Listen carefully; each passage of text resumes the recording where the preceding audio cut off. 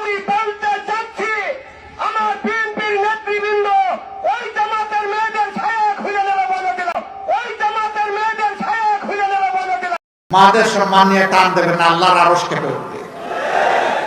মাদের একটা দীর্ঘশ্বাস আপনাকে জ্বালিয়ে পুড়িয়ে ছাই করে দেবে। কারণ কোন মানুষ দুনিয়ায় মায়ের পেট ছাড়া আসতে পারে না। দুইজন ছাড়া, হযরত আদম আলাইহিস সালাতু সালাম এবং হাওয়া আলাইহিস সালাতু সালাম।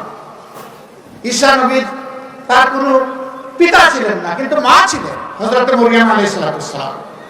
বাকি সবাই মায়ের গর্ভে আমরা জন্ম নিয়েছি। এই মার বেইজ্জতি আমরা সহ্য করতে পারবো না।